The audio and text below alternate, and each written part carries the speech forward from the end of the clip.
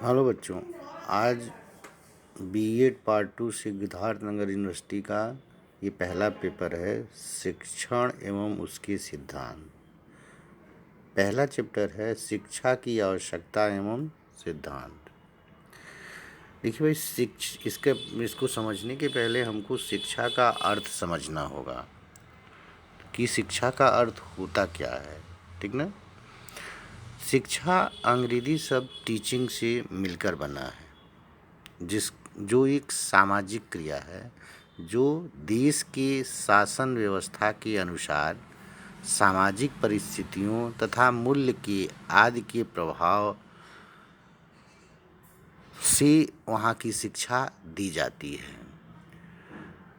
जिसका जहाँ पे जैसा परिवेश होता है, जैसे जिस देश की शासन व्यवस्था होती है, उसकी शिक्षा उसी के अनुसार होती है।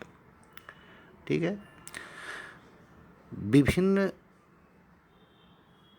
देशों में उनके संस्कृति के आधार पे, उनके सामाजिक व्यवस्था के आधार पर शिक्षा को हम 3 भागों में विभाजित कर सकते हैं। एक तांत्रिक शिक्षा, लोकतांत्रिक शिक्षा और हस्तक्षेप रहित शिक्षा।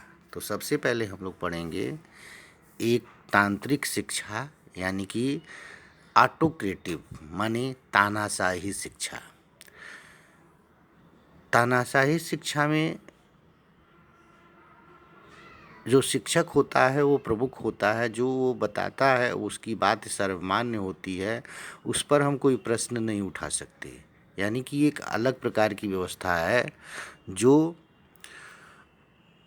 शिक्षा देश के अनुसार और उस टीचर के अनुसार देते हैं, जिस पे हम कोई टीका टिप्पणी नहीं कर सकते। तो उसे कहते हैं ऑटोक्रेटिव, यानी कि तानाशाही शिक्षा। ठीक है। इसको शांतिपूर्वक जाकर हम वहाँ सुनते हैं, जो कहते हैं उसका पालन करना पड़ता है, उसमें हम कोई तर्क नहीं कर सकते। यानी कि तानाशाही शिक्षा, जो शिक्षा दी जाती है उस शिक्षा को लेना ही पड़ता है, हम कोई उस पर टीका टिप्पणी नहीं कर सकते।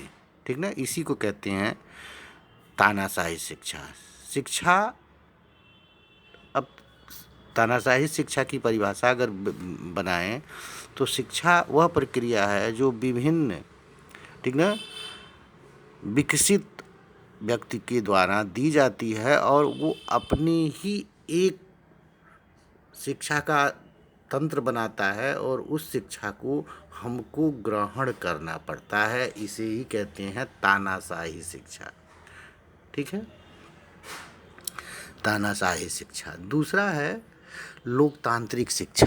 लोकतांत्रिक शिक्षा में शिक्षक और शिक्षार्थी दोनों के मत के अनुसार शिक्षा ली जा सकती है। जो शिक्षक शिक्षा देता है उसमें लेने वाला व्यक्ति उनसे प्रश्न करता है और प्रश्न के अनुसार अपना जवाब चाहता है और उसमें कुछ उसको स्वतंत्र पूर्वक लोकतंत्र मानी कि सामाजिक परिवेश के अनुसार शिक्षा दी जाती है। यानी कि जो समाज के लिए सुखमय हो, समाज के अनुसार हो, सबके लिए भला करता हो, यानी कि इसे कहते हैं लोकतांत्रिक शिक्षा। यानी कि लोकतांत्रिक शिक्षा में वह शिक्षा है जो शिक्षक शिक्षा देता है और जो शिक्षक छात्र शिक्षा लेता है, दोनों की सहमति के आधार पर शिक्षा दी जाती है और वह समाज के लिए उपयोगी होता है। हस्तक्षेप रहित शिक्षा, यानी कि मतलब फ्री तरीके से, कोई दबाव नहीं हुई एक हस्तक्षेप से शिक्षा वो शिक्षा होती है, शिक्षक एक कोऑर्डिनेशन का काम करता है, कोऑर्डिनेटर का काम करता है, जो हम चाहते हैं उसी के अनुसार शिक्षा दी जा सकती है। यानी कि कोई दबाव में नहीं, एकदम फ्री शिक्षा। यानी कि यह 3 शिक्षा, शिक्षण के अर्थ में ये 3 शिक्षाएं होती हैं, 3 प्रकार की शिक्षाएं होती हैं। पहला ऑटोक्रेटिव, दूसरा डेमोक्रेटिव, तीसरा हस्तक्षेप रहित शिक्षा, यानी कि एक तांत्रिक शिक्षा, दूसरा लोकतांत्रिक शिक्षा, तीसरा हस्तक्षेप रहित शिक्षा। यानी कि इन शिक्षा के माध्यम से विश्व में ये तीनों शिक्षाएं देश, किसी न किसी देश में उनके परिवेश के अनुसार दी जाती हैं।